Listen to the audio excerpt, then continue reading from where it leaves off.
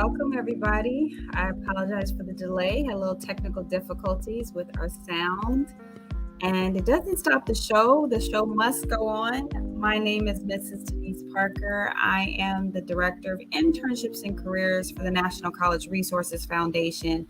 And yes, this is Elevate Your Game on this wonderful March 23rd. Oh my goodness, it is a big day in the house of NCRF because we have a special announcement. Dr. Teresa Price, it's her birthday. Woo, woo.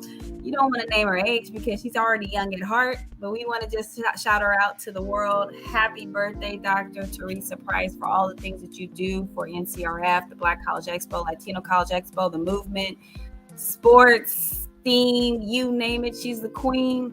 She's the queen of helping those people get to where they need to be from college, careers, and beyond. She started this wonderful foundation 20 plus years ago in hopes to change the trajectory of the world, which is our young Black and Brown, underserved, underrepresented groups that need to have a voice and make a difference in their community and again in the world. So we're here to celebrate not just about her accomplishments being a woman in Women's Heritage Month, but also of just everything that's great about being a servant in the world. So let's get to it. Again, this is Elevate Your Game. We have some special announcements here while I load them all up. You just be prepared for all the fun things. Thank you for joining us. Here's our special announcements today. It is Black Girl Magic Month. Besides Dr. Teresa Price, we also want to shout out to another Black Girl Magic, is Dr. Hadia Nicole Green. She just did this wonderful post on LinkedIn, or somebody reposted something that was pretty phenomenal. She is a physicist and cancer researcher, has fought to fund her cancer treatment technology pretty much on her own. Her solution employs laser activated nanotechnology. It has already showed complete elimination of human cancer in laboratory mice after 1 to 10-minute treatment. Oh my goodness, 10-minute, I said that wrong, 10-minute treatment over the course of 16 days with no observable side effects. So she takes the laser and fine points it at the issue of the cancer cells and kills the cancer cells. No surgery, no radiation, no chemo. It's a game changer. She is a true Black girl magic, and she's just phenomenal. I just want to shout her out. So let's give her a round of applause for those people who are doing trailblazing in science, technology, engineering, arts, math, all the STEAM stream, all the stuff that you got going on. All right, an HBCU fun fact is HBC Pride Nation is a wonderful organization that honors historical Black colleges and universities. They are celebrating their Proclamation Day. For the past 3 years, they have been helping Black students get into HBCUs and promoting HBCUs across the nation. Much like us, we want to also highlight those other organizations who are doing the great thing that, serving the underserved.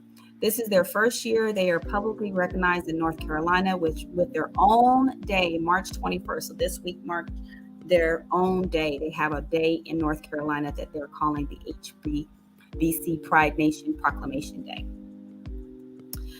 And coming up next week, April 1st, we are doing the Black College Expo in Chicago. NCRF, National College Resources Foundation, is coming to Chicago State University from 10 to 5. Check our website, thecollegeexpo.org. You can meet recruiters from HBCUs and other institutions, attend seminars such as how to find money for college, the 401 for student athletes, why attend an HBCU, booming careers and internships. Of course, we're adding that to the signature seminar, and how to start a business. We also have a special shout out to Kel Mitchell. Welcome to Good Burger, home of the Good Burger. That's his home city. And he will be there hosting with us at the Chicago Black College Expo. We're looking forward to seeing you, Kel. Of course, our company is a really robust company. We're doing tons and amazing things. NCRF, National College Resources Foundation, is hiring in and throughout San Diego. And we are helping our young people in high school and transitioning from high school out of into 2 to 4 year universities or colleges. And we want to work with students who are kind of like in that mix of being a peer. So those who are early, newly graduated from high school and are going to college, strong in math and tutoring skills of English or any type of sciences. You must live in the San Diego County area. College students, recently grads, you can apply. We will do a criminal background check because you're working with under 18-year-old students. So this is very important. You can email tsel@ncrfoundation.org for any questions and to apply. And it's also on our website on thecollegeexpo.org under programs and internships and careers. Of course, we have our wonderful school partner, Rock Nation School of Music, Sports, and Entertainment. It's a summer academy coming up for high school students between the ages, or up to high school students between the ages of 14 to 18. It's located in Brooklyn. Wonderful school. You can learn underneath the greats such as Young Guru and I can't even name them all because it's too many. You'll learn how to become a professional in music, entertainment, sports, all those different types of businesses that are working behind the scenes to develop people into becoming wonderful entrepreneurs and music producers and people who want to work in that industry. They have a vocal performance academy, a music technology academy, and a sports management academy. Then we also have the Rock Nation Hope Scholarship. It's closing soon. You might want to check it out. 3.2 grade point average is for those who are already got accepted into Long Island University. Rock Nation School of Music is a part of a program that is associated on the same campus of Long Island University. You will have to scan that QR code to apply, 3.2 GPA or above, and you must complete all the prompts of the requirements that are very important. Please read and please adhere to the prompts. And if you guys are interested in doing an opportunity that doesn't require a lot of schooling, you can do it right between the ages of 16 and up. Cybersecurity, digital marketing, IT specialist, help desk. I was literally on the help desk before I came into this call, and multimedia production and more. This is a perfect opportunity. Scan that QR code. It's a Nevada help desk. Learn the skills and trades that you need to become an IT specialist, somebody who helps people to navigate through many different problems on our internet and cybersecurity issues. So this is a perfect opportunity. If you do qualify for certain parts of the program, you can get a free tuition. So definitely scan that QR code to apply. You can mention me, Denise Parker, when you fill it out. Okay. Also, if you're interested in becoming a nurse practitioner, one of our ambassadors in healthcare, Dr. Patrice Little, has a wonderful Think Like an NP nurse practitioner boot camp for teens. This is for high school students. It's those interested in nursing or healthcare careers, anything that has to do with healthcare, medical careers, clinical careers. This is the place for you. This will be hosted in June and July from 10 to 2 in Atlanta. So look at the address there, scan the QR code to apply so you can find out more information. Again, this is for people who are interested in healthcare and developing their skills and receive some coaching in some career aspirations in the field. Also, one of our partners, Warner Brothers Discovery, just shot us out and sent us a wonderful opportunity to learn this Monday, the 27th, 5 p.m. Eastern Standard Time. It's a tech prep, how to make the most of your tech internships. Now, this is open to all for those who want to learn. You just come scan the QR code, sign up for the webinar, and you'll learn from these wonderful individuals who are industry experts about technical internships and how to do your best. Because sometimes when you do an internship, you really don't know what you're going to get and how to make the most of it. I think this will be a great opportunity to learn from some of the greatest in entertainment and business, and learn what a tech internship involves, especially one at an entertainment company like Warner Brothers Discovery.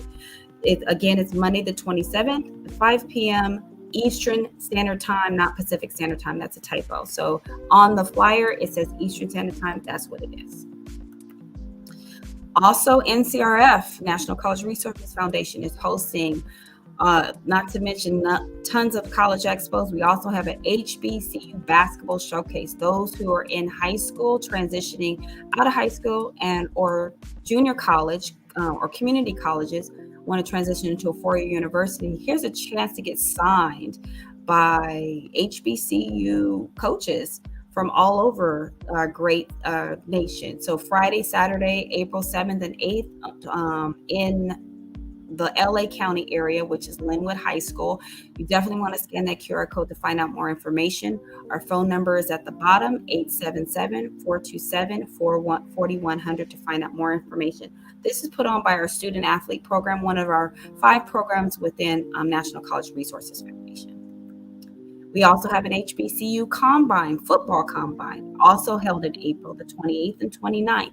This is a wonderful opportunity for you to get to learn, meet, network with some HBCU football coaches, and also, do a combine, run some drills, show us how fast you can run, catch the ball, all the things you football players do. Yeah, I'm not a football player, so all the technical jargon.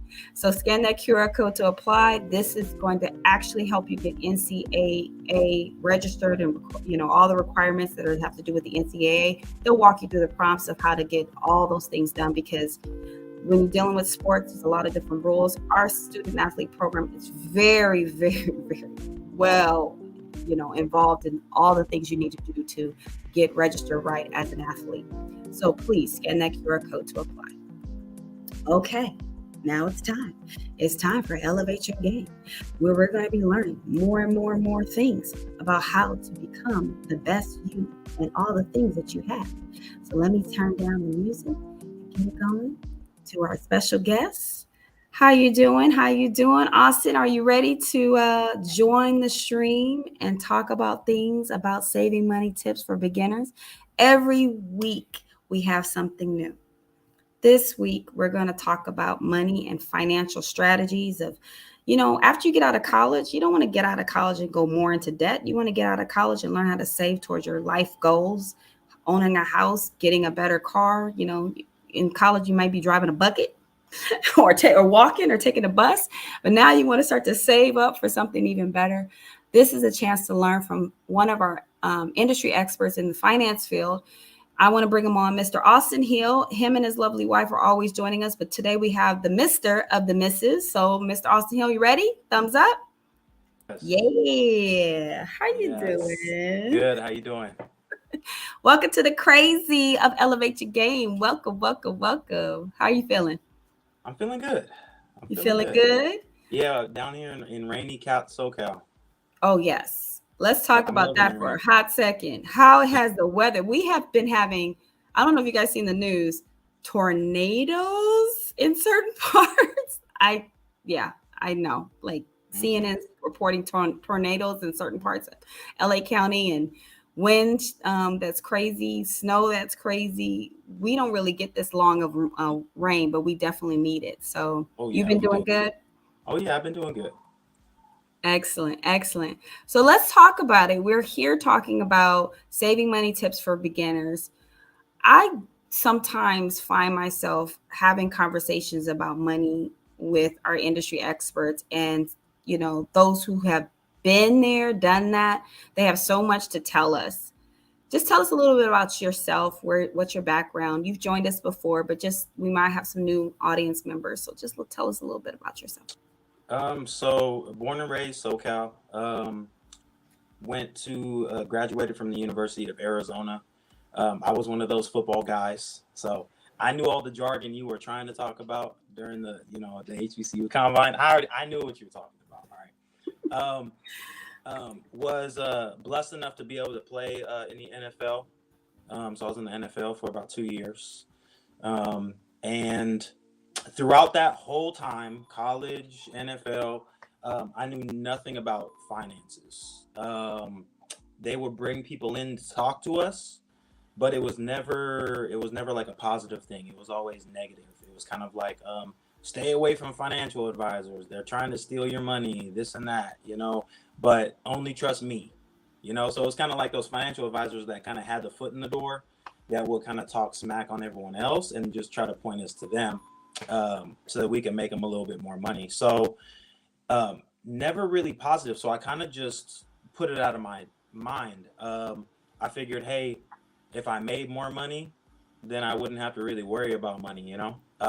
Never really thought about investing or anything like that, which was a big mistake, because after the NFL, we still had a lot of money, but it could have been put to better use if I was investing it and putting it in the right places. Instead, it was just kind of sitting, not doing anything or getting spent. So, um, Warren Buffett, he's a huge, one of the wealthiest investors in the world. He always said, if your money isn't growing while you're sleeping, then something's wrong. Then you're in trouble. You should always be making money, even when you're sleeping, even when you're not doing anything, even when you're not working. You should be making money somewhere else, passively. So whether it be passive, we could talk about it a little bit more today, but whether it be like passive businesses where, you're doing, like, a lot of people are doing drop shipping, or some people are putting up little Etsy things where you're making $5 or $6 here and there, all passive income. And investments are passive income too. So I didn't learn any of that until after college and after the NFL. And it is what it is. I know it now, and I'm blessed to be able to know it now. I and luckily I always meet clients that are in their 50s and 60s, about to retire, and they don't have anything. And they're like, hey, can I retire with, $20,000? And it's like, no, and it's tough. It's a tough conversation. So, everyone that's on right now listening, just know that you're here for a reason, and you're hearing this stuff. And you're hearing it probably way earlier than I ever heard it. So that's all I have to say about that. Well, I love it. That was a nice introduction. You kind of covered a lot of different things of who you are and where you came from, especially as an athlete. People get the misconception about what athletes deal with in college, and now that the NCAA has opened up ways to give money towards athletes for endorsements and stuff like that, and you can now in parts of the United States, specifically in California, if you get a scholarship, you get all your money. It's not like, or your grant money, you get all your money. Some states don't still have that. They don't have that. Sometimes they just allow you just to get the money that covers tuition and your books and whatever you're living, but they don't give you the entire amount. So now there are so many different ways that you can make money. And then when we were going to school, okay, we don't want to say our age, but there was not as many opportunities to invest and to have passive income, such as you see people, YouTubers, you see, like you said, Etsy and Instagram. Those are all great aspects of how you can make more, earn more with less, spending, or, just you could have your own little business while you're in school. And we at NCRF always encourage people to have a business while they're in school, because you can, get more. There's a couple of things that are misconceptions. As far as what I want to talk about is, the first part is going to school in a certain major. You think you're going to do well when you graduate, but you probably are not. You're going to be striving to get to that level where you can be making and earning enough to pay for your living expenses. And if you have already a family, some people do, going to school and graduating, starting their families younger and younger. You find yourself, there's so much living expenses that you have to pay for. So what can we think about? For myself, I had to think about graduating and where am I going to live? If I'm living in California, what does that look like? If I'm living in New York, what does that look like? If I'm living in Chicago, these are all major cities, versus Omaha, Nebraska, or parts of the South that, might have a cheaper living. If you have $100,000 in your bank account, you can grow a lot more. You can have a lot more than those people who have way, way, way less. So let's talk about it. What would you give as far as some type of tips just to start off when they're going through school and just literally just trying to figure it out? they're scrimping and trying to save? I mean, the biggest thing really right now is to plan. Just like you said, where am I going to live? What kind of job am I going to have? What do I want? Because I think a lot of kids nowadays, they're going to school and they're either picking the easiest major and they're just trying to graduate, and they're not really thinking about kind of what they're going to do with it. And it's tough. You're not really setting yourself up. We're not growing up in a day and age like our parents. Okay. Mm-hmm. Um, our parents are constantly, they were able to buy houses that were $60,000, right, in California. Mm-hmm. We don't have that opportunity anymore nowadays.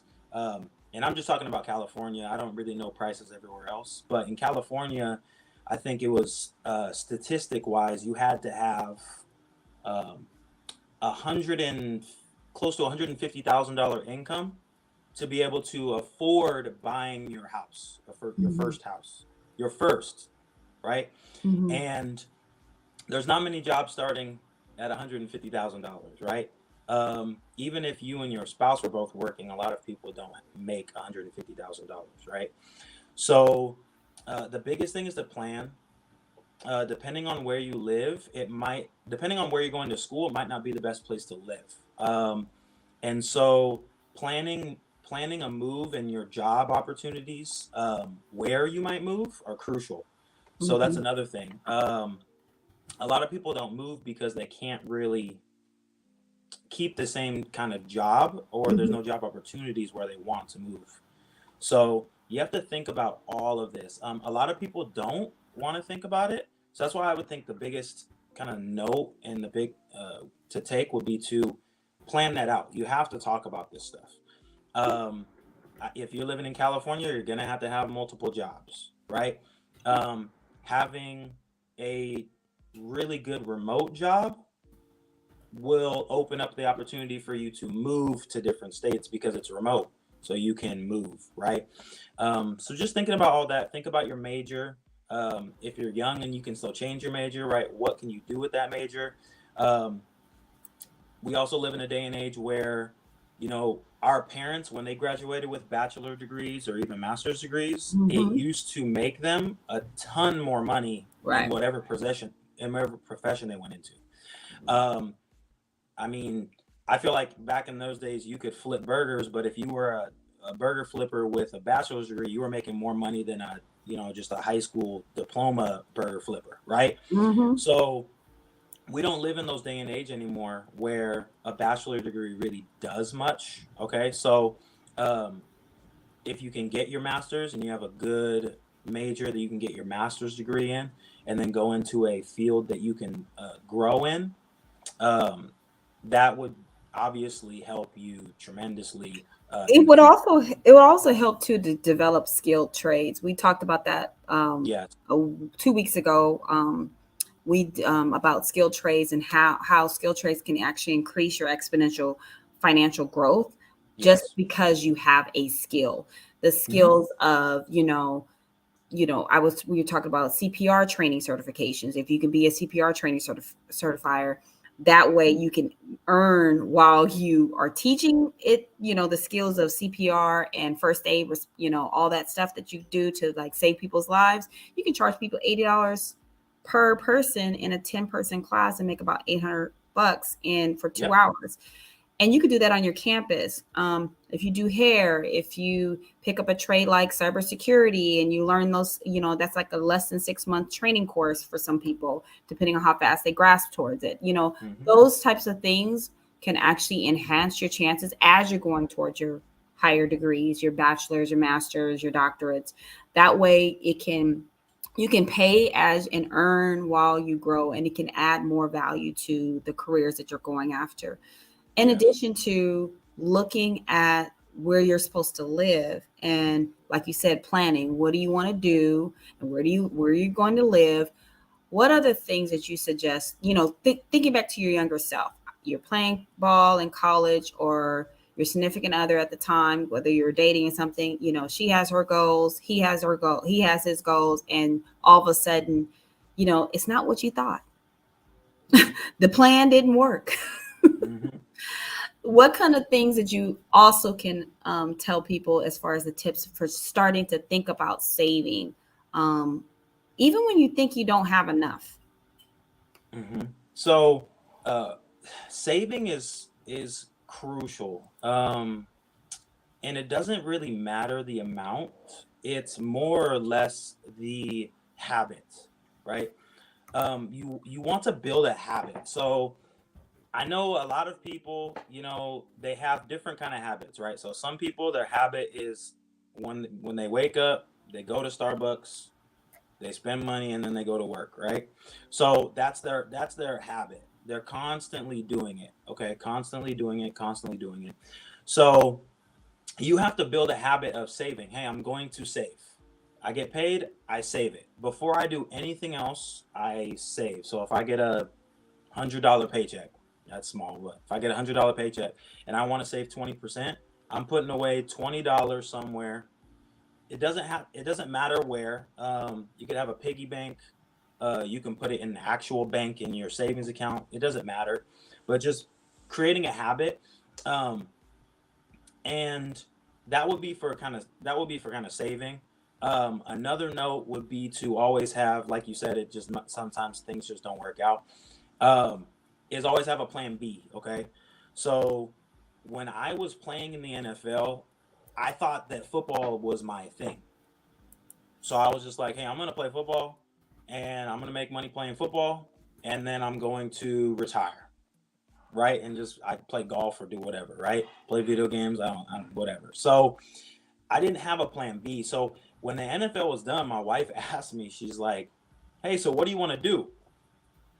And I said, I don't know, because I'd never really thought about, hey, what else am I good at? And so that's why, what you just said is important, because if you have like those trades, or if you have something else that you're doing, um, it may take you a long time to get to your goals and dreams. My goals and dreams are kind of short term things, right? Where I mean, I'm old now, so I can't go back and play football. That was like a short term dream and goal. But if your long term dream and goal is like maybe becoming a doctor or doing something, in the medical field or something like that, but it's tough at the beginning, and you have to maybe do something else. Maybe you have to get a couple side hustles and then stay in school, and hopefully, you can become a doctor later on. So always have a plan B. Never give up on your plan A, but always have a plan B just in case, things don't work and aren't going as fast.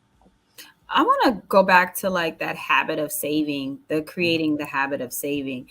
Um, you start off with that $100 with that 20% in mind. Okay, so that's Hmm. $20 out of $100, because 10% is $10, 20% is $20. And the more you earn, the more you should increase your savings as much as you can. Maybe thinking about it, hiding the money someplace where you won't always go grab it. Put it someplace in a savings that's in a different bank account, Hmm. different bank that you Hmm. don't normally go to because it's a little more inconvenient to get there. Of course, a Hmm. reputable bank, but Yes, yes, don't we just want to pick stay any. away from those. Yeah, we want to stay away from the smaller banks right now. They're having difficulty. We're having tons of difficulties, Yeah. but finding a good place to kind of hold your money. And I know that the earnings of the interest rates and the or whatever they give back to you every year is not as prominent as investing as, say, for instance, like mutual funds Hmm. or insurances, annuities, and Hmm. also the stock. What kind of advice for those people if they're kind of timid about Hmm. doing a major investing while in college to create Hmm. the habit of saving that is thinking on a bigger level? If you want big things, you got to think big level on how you Hmm. save. You can't just say So, savings account. You got to also think other ways of investing and saving. Hmm. hmm so um, I'll go back to, so when you're talking about saving a certain percentage and just creating a habit, you don't necessarily have to increase the amount you save if you make more. Um, Okay. just find a good percentage that you'll stick to. So if it's 10%, then it's 10%. So if you're making $100 a month, then you save $10 a month. When you start making 1,000, then you save $100 a month. When you start making 10,000, then save 1,000. Right now, if you start making more than that, then yeah, I mean, you should be good. If you're saving $10,000 a month, right? If you're making 100 grand, so I would keep the Mhm. percentages the same, because if you're putting them in the right spots, it doesn't matter as long as you have that habit. You'll Mm. have a really nice retirement account. The next thing would be to save money in probably a different bank. So what I tell my clients, if they have, they'll receive checks from different things, and hey, where should I put this? I don't want to touch it, but I want to use it later on. Mhm. Then you just say, hey, create a different account, go to another bank. So it could be a different bank, create an account, and that is strictly your like savings bank. So you just put money in there for a rainy day. You treat it like an emergency fund almost too, right? Um, so you just save it for a rainy day. I always have all my clients do that. They have different accounts for their emergency funds. Mhm. Um, because so that they know, like whenever they see that card in their wallet or whatever, they know Oh yeah. this is for emergencies or my savings. This has nothing to do with my spending money, right? So they can kind of keep that habit too and make sure that they're not, because I would never suggest blending your money with your savings and your spending money. Never do that. So never blend the money that you have. Always have, whatever money you have for your goals. Always have it in different spots. Okay. Mhm. Mhm. Mhm. Mhm. Mhm. I love it. And then as far as maybe the more, so the timid investors, if you're not really comfortable saving, and investing during college and things like that. Um, I would just focus on the habit of saving in a bank account and just doing Mhm. what I said, having a different savings account, and just saving money there. Um, Anybody who does any who sees the news though knows that banks can Mhm. still go under, right? So just Mhm. because you think a bank is super safe, banks can still go under. Okay, so just understand that. But saving in a bank is obviously the safest way, other than investing. And then for those of you that really want to, um, don't mind investing and Mhm. want to kind of, hey, I want to save as much money as possible early on so that later on, I can enjoy life. um, there's tons of different kind of ways you can go about it, um, depending on the amount of money you have. But like Denise was saying, mutual funds, getting into stocks, I would just do research. The great Mhm. thing about that, for us in this day and age, is that we have Google. And I was talking to Mhm. my wife about this. Like, it's crazy how you should not be uninformed in the world we live in Right. nowadays. Back in the day, you may have had to read the newspaper to know what an investment is. And if in your town you didn't have a good newspaper, then you weren't informed about anything really around going on around the world. And back Now then, we when the have, newspapers were writing about financial times, they used yeah, all the jargon that was so complicated for those people who were mm-hmm, just in that space. mm-hmm, So it's so much more easier with the different platforms on the internet and yeah, how you can just it's so tangible with no cost to actually start to invest other than your initial investments, not like charging you to put your money in and all this stuff. It's only charging you for your actual stocks and stuff. So yeah. that's So pretty cool. I'd always suggest, really doing research. If you're interested, really doing research. Obviously get, if you can talk to somebody who kind of already knows it, Mhm. but still do your own research, learn what mutual funds are, learn what, the stock market, how it works and things like that. Because what you don't want to do is you don't want to be uninformed, because that's when you can get taken advantage of, in the stock world, just like a Mhm. lot of people, I'm sure all the all the young people on have heard of somebody getting you know taken advantage of with all of the cryptocurrencies, right? There's Mm-hmm. tons of cryptocurrency scams going around. Why?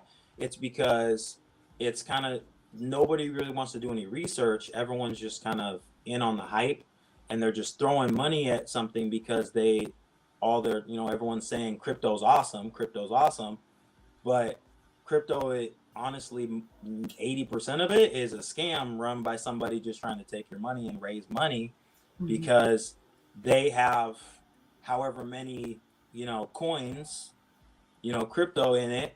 And then when it hits a certain number of of worth, they sell and then they make millions of dollars and they leave everyone else broke. Mm-hmm. So, just do some research. There's tons of different accounts. I don't think we have really a lot of time to go into No, that. no, no, no. Um, But but you, there's but tons you, of but different to speak, accounts. I'm sorry, Austin. Just you're touching on a couple of things because this Hmm. age, this Gen Z and millennial, and even Hmm. our Gen Xers, who we are, we're Gen Xers. We're investing in multiple things, and we want to know what's Yes. trending.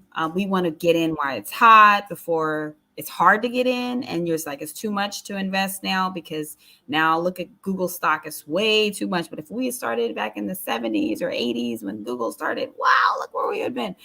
Of course, you're not ready. You're ready when you're ready, and that's it.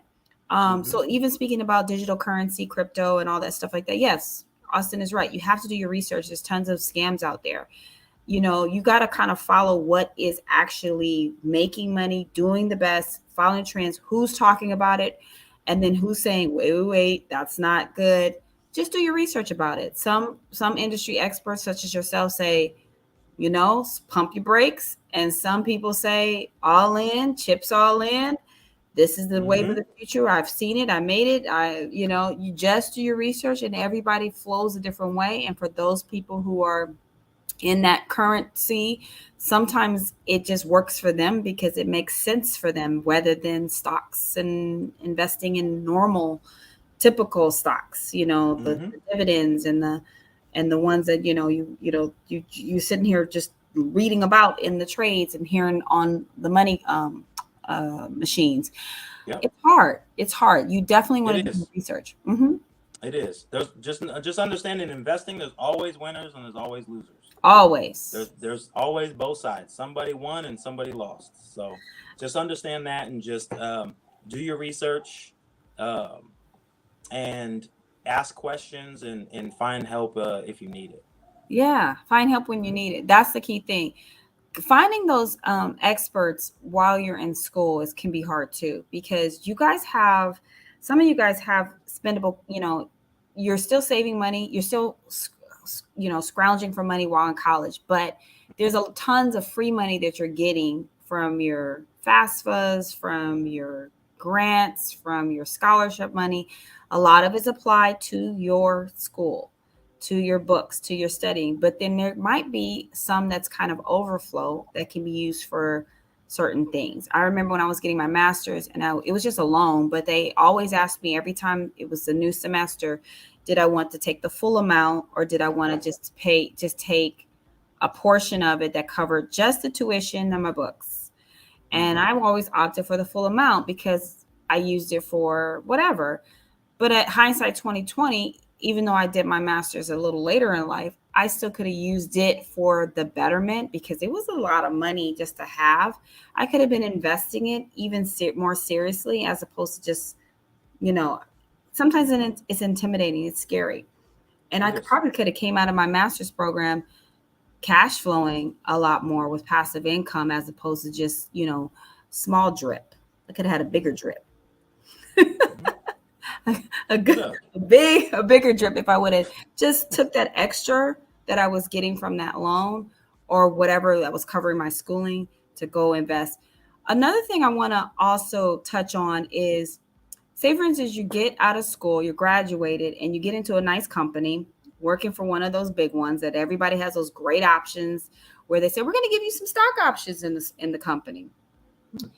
What do you do? They sometimes don't walk you through those plans. They don't teach you how the investments work in your own company that you work for. They don't sit you down and say, ask you, do you want to take a lump sum at the end of the month, or get paid monthly, or take a lump sum at the end of retirement of the company? Do you want to roll it into a 401k? Do you want to do this? What are some of the things that were the pitfalls that you find with some of your clients who may or may not have taken advantage of what a company has to offer when they get a good job? So the biggest mistake I see is what you just said. Not they because the company didn't walk them through it, they kind of just choose things at random because it's like they're filling out paperwork, right? Like they're just filling out random paperwork. There's like, oh, where do I sign? Oh, okay, I'll choose this box, choose this box.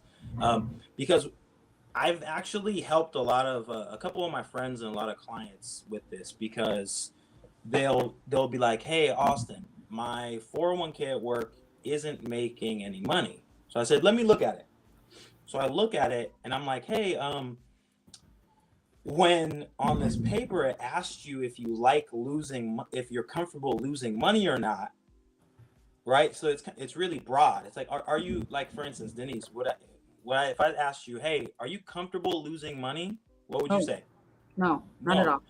Not at all. So that question right there automatically put them into a super conservative, super safe investment, and they're like 20 years old. So they're in an investment that's like, hey, they're about to retire in like a year, and so they're keeping their money as safe as possible. They're not in like an aggressive, like, hey, let's make a ton of money and have my money grow because I'm young. So, and it was all because a couple questions that are phrased kind of like that. So the biggest thing when you get with those companies is to, that's why they have an HR. Talk Mhm. to them, ask them questions. Hey, what does this mean? Hey, how does this work, right? um I can't really be too specific because every Mhm. company is a little bit different. Yes. But what I will say is that on companies that offer you stocks and things like that, some companies pay you in actual stock, which is great. Some companies offer you stock options, which you're allowed to buy the company's stock at like a super reduced price. So that Mhm. would be like, I don't know how much Google shares are going for right now, but let's say Google shares are like $1,000, and you work at Google, and they offer you, hey, look, you can buy Google stock at $200 a share versus $1,000 a share, right? Mhm. That's huge because they're worth $1,000. So if you buy one share, You have a you gain, making money, 80%. right? Yeah. Yep. Yep. Yep. So some companies will do that. That's Mhm. extreme. That would never. I highly doubt that would ever happen because Google will go under. But those are different options that they kind of offer. Not everyone Mhm. does that. So if you find a company that offers stock options or gives you stock, Mhm. uh, that's a solid job. You need to take that. As far as the Mhm. 401k, um, always take advantage of the 401k, but only up to the point of what they match. Okay. So some companies might match a certain percent. So let's say, for instance, the best companies I've seen have matched like 8%. So they match up to 8% of your salary, in Mhm. essence, in the 401k. So if 8% of your salary is $10,000 a year, let's say, Mhm.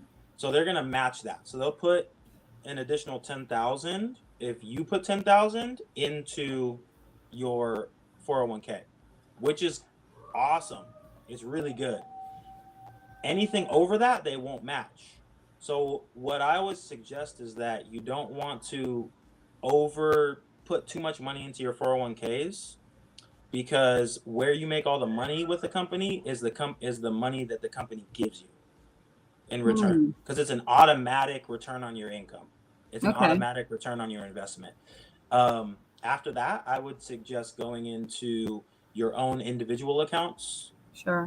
whether that be uh, in your crypto accounts or mutual funds, anything that you own that is Mhm. specifically like an individual account for you. Mhm. Put extra money from your 401k into that. That's what I always would suggest. Now some people do different types of investments. Like you see what's going on with the trends of clothes, shoes, and all those Mm-hmm. things. Mm-hmm. They're worth a lot of money. Now that Kanye West is not no longer represented by a certain brand, Mm-hmm. now his shoes will probably go a little bit further. I don't know. I'm just Mm-hmm. speaking out loud. For those people who invested in purchasing those shoes, maybe just to wear them one or two times, or maybe just to have them, what can you say for those people who have those types of investments? Because we like our clothes and stuff like that. And some of us really do take care of them and don't wear it because we want to make sure there's value in that. If you're a connoisseur of lifestyle, like those Mm-hmm. type of lifestyle things, how can you talk to, because we don't want to discourage people from getting what they like. Maybe that can be Oh yeah. turned into an investment, Mm-hmm. Oh maybe yeah. a flipping investment, like actually flipping your shoes to actually make more money and get more money back into your pocket and save Mm-hmm. it. So anything that you might deem collectible in Mm-hmm. the future is always a good thing to buy. Now, if you are young, okay, so like Mm-hmm. for, I'll use an example for myself, okay? When I was young, if I would have known that Pokemon cards would grow into what they are now, right? I was one of the first generations in the US to get Pokemon cards. Like I had books that were like all first editions, all the super nice ones. I have first edition ones that are like now going there, people are selling for like $10,000 or $20,000, right? I had those kinds, but I wasn't thinking about things like that. So um if I would have known that when I was younger, I would have just got all those things nice, saved them, and then I would Right. have been good to go, right? Because that's my retirement right there. I just held on to the book. So, um, as far as thinking future, if Mhm. you are a connoisseur, if you are buying things that are really based off of supply and demand, um, a lot of things are based off supply and demand investments, but especially items like that. Okay, Mhm. um, there's certain reasons why art sells for so Mhm. much. It's Yes. because a lot of people like art, Yes. and there's only one of those Mona Lisas, Oh right? So it's yes. like only one. Yeah. So that's why those things, that's what grows those things as far as how much they're worth. So just Right. understand that if you are into that, and you want to buy items like that, just know that you're in for the long haul. It's not going to be like a quick, like, oh, I'm going to make a really a lot of money really Right. fast, like within a couple Oh months, no, right? that's a long-term um, investment. that's a long-term investment, so just understand that that's a long-term investment. Put that thing up somewhere nice. If it's shoes, a put them in a bag. I don't know, I'm not really that crazy into shoes, but however you do it, Oh no, I got um, a story for you. just make sure I just got a make sure they're story for nice. you.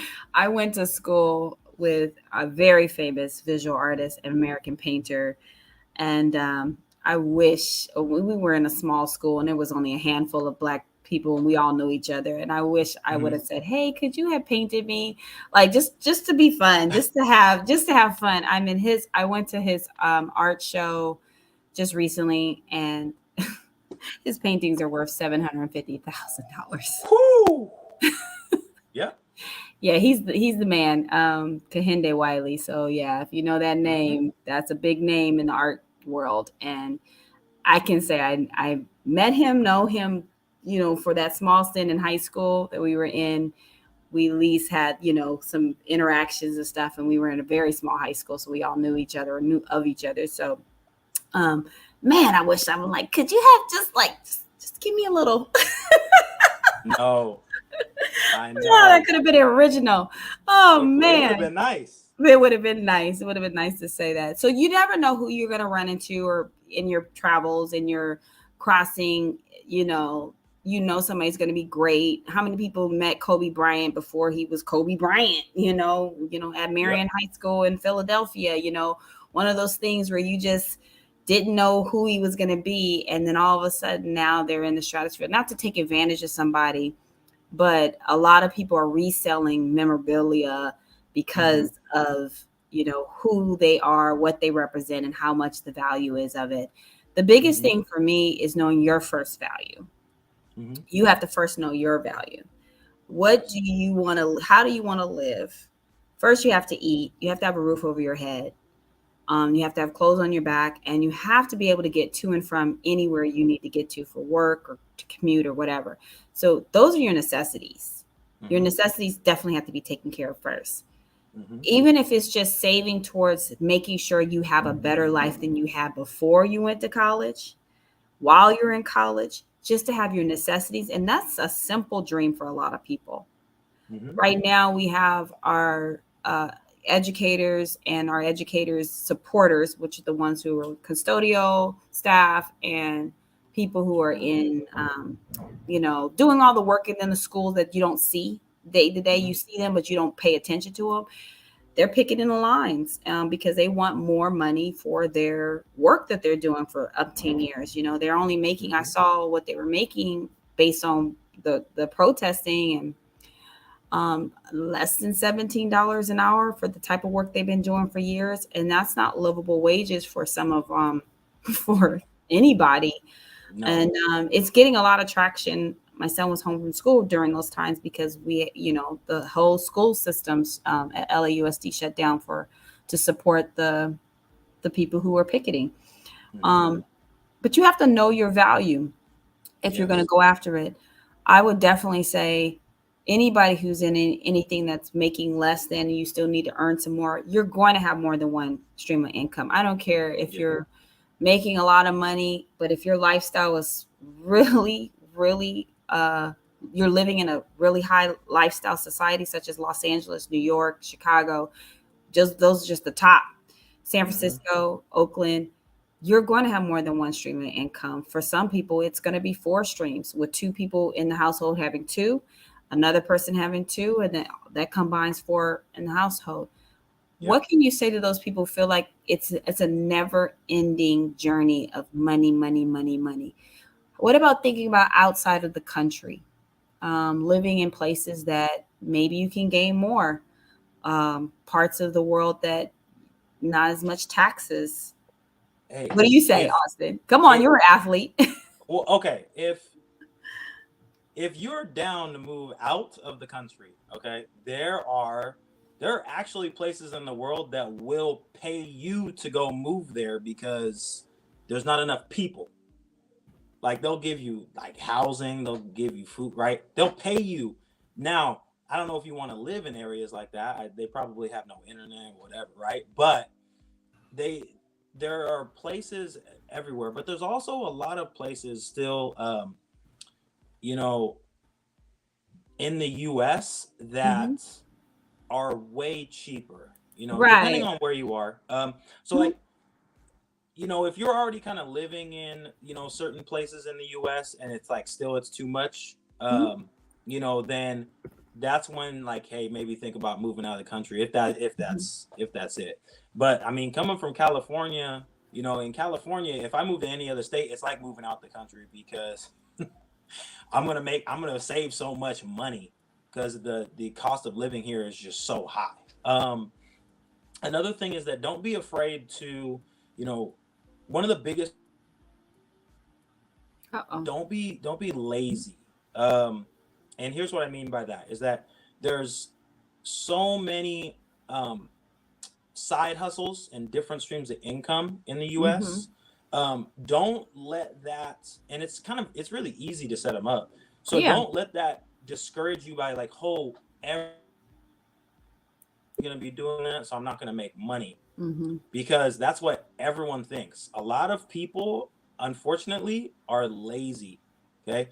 So they won't set up those side hustles. They won't do extra. All they'll do is Oh complain. man. And Everywhere we travel. you just putting in that little, you just putting in that little bit of effort to start a side hustle, you've done more than like 80% of people. Everywhere we travel, So don't worry. Austin, everywhere we Yeah. travel, Austin is so cool because when we get in our Ubers and our Lyfts to get around town from Chicago, Detroit, whatever we're doing, because we have expos in 15 cities across the nation, what I Mhm. find is the Uber or Lyft drivers, that is just like an extra hustle. They already Yep. have money coming in from retirement or their 9 to 5, and they're just trying to just pick up, they're just trying to write off their Yep. car. Or the people who Yep. are doing people who retired. I know people who retired from working from really good companies and are doing Instacart Yeah, I because know. they said that is just good money just to make and not even have to think about it. Yeah, I know people who actually did Uber just to pay off their car. That's literally all they did it for. It was only to pay off their car. So yeah, I mean, just those little side hustles, just don't be lazy and just get after it. Um, and don't worry about what everyone else is doing. Mm-hmm. Um, you're gonna be surrounded by people. Honestly, we live in a world nobody really wants you to succeed because they want it to be them. So when you start succeeding and you start doing stuff, I mean, I remember the most supportive people when I was doing all my side hustles and everything, it was not family at first. Mm-hmm.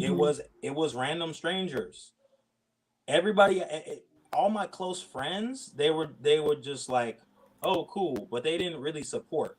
It's Mm-hmm. because they don't really want to see you succeed. Now there's some. I mean, I know maybe I just have you probably like, "Oh man, you just got bad family and friends."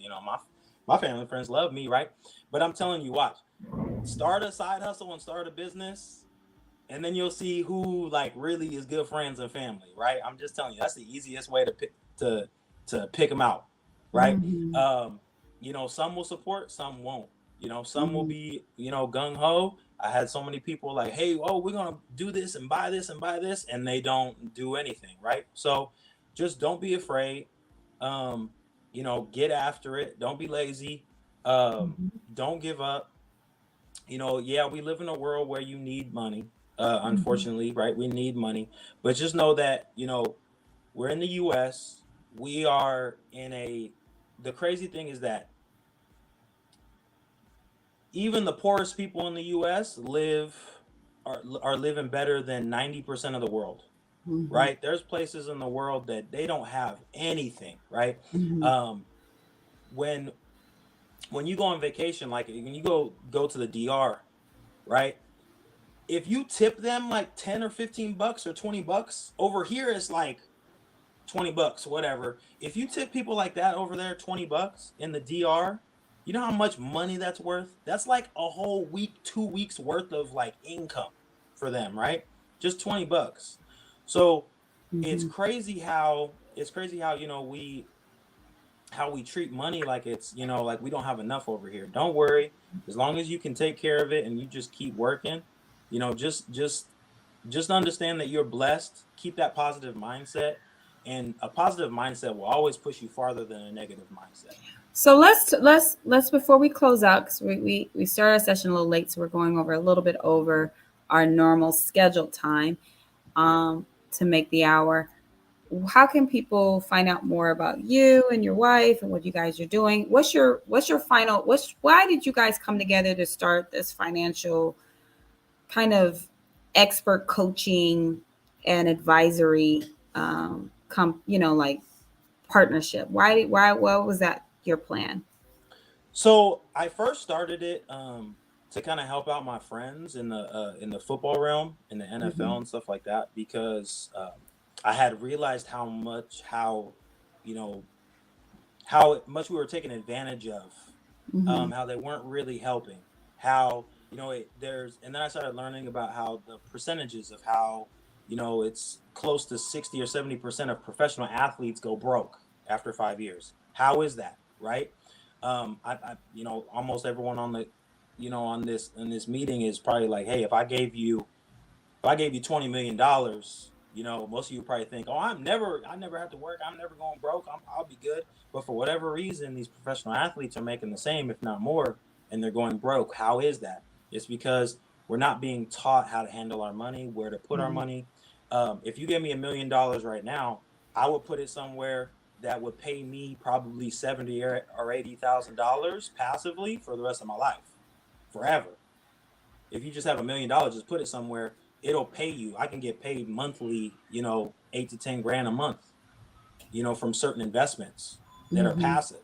So just knowing those things, that's kind of how me and my wife got into it. And I really wanted, I was really teaching my friends that were in the NFL and stuff like that. Now, I did Mm-hmm. some seminars with the LA Rams when they came back, right? I really wanted to hit the professional athletes, but then I started to realize the disparities in, I think the numbers is there's only like 2 or 3% of financial advisors are Mm-hmm. African American, right?